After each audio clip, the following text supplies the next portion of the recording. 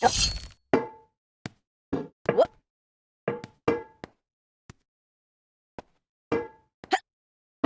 no feeling more intense than starting over. If you've broken your Scratch project moments after you've shared it, as I have, or you spent hours working on a project only to notice too late that one of your sprites has unexplainably gone missing. If you've made use of that difficult-to-name thing of thing block within the sensing category, amazingly useful but capable, due to a Scratch bug, of leaving you crying as it dumps all your scripts in one big unordered heap.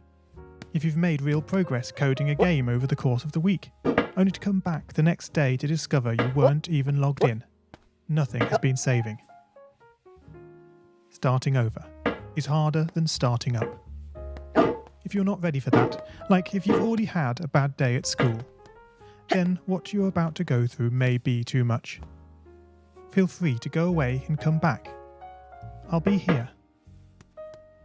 Alright, thanks for coming with me on this trip. I'll understand if you need to take a break at any point. Just find a safe place to stop and remember to pause the game by pressing P. On Scratch you can find loads of remixed or reimagined recreations of existing games, and with good reason. George Bernard Shaw said, "Imitation is not just the sincerest form of flattery, it's the sincerest form of learning." This game is a recreation of a game that came out in 2017, titled Getting Over It with Bennett Foddy. That game in turn was a homage to a free game that came out in 2002. Both games involved dragging yourself, using a hammer, up a mountain assembled from assets and objects sourced from many other games. It seems appropriate then that, when trying to recreate Getting Over It in Scratch, that we should construct our mountain from the same assets used in literally millions of Scratch projects, the unmistakable contents of the Scratch costume library. Unlike Unity or Unreal, Scratch does not provide you with a built-in physics or 3D rendering engine. It has no state-of-the-art debugger, you can't even pause your scripts. We are forced to program old school. Our experience capped at 30 frames per second on a 480 by 360 pixel stage.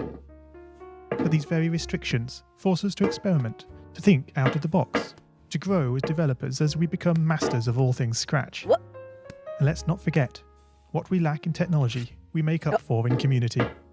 This fantastic bunch of budding software engineers, building, learning, creating, playing, remixing, as diverse a group of people as the very Scratch assets we now so skillfully attempt to ascend. The act of climbing, in the digital world or in the real world, has certain essential properties that give the game its flavour. No amount of forward progress is guaranteed. When you start Getting Over It, you're standing next to a dead tree, which blocks the way to the entire rest of the game. You prod and poke at it, exploring the limits of your reach and strength, trying to find a way up. When starting a new Scratch project, that initial blank slate is both refreshing and at times a little scary.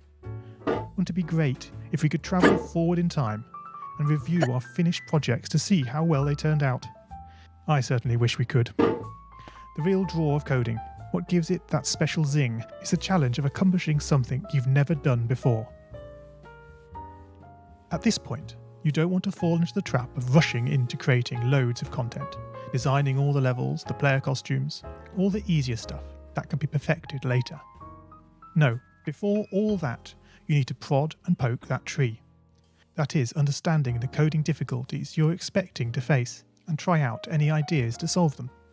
You may not be able to time travel, but at least this way you can get a good idea of how well your project is likely to go, and potentially save yourself a lot of time.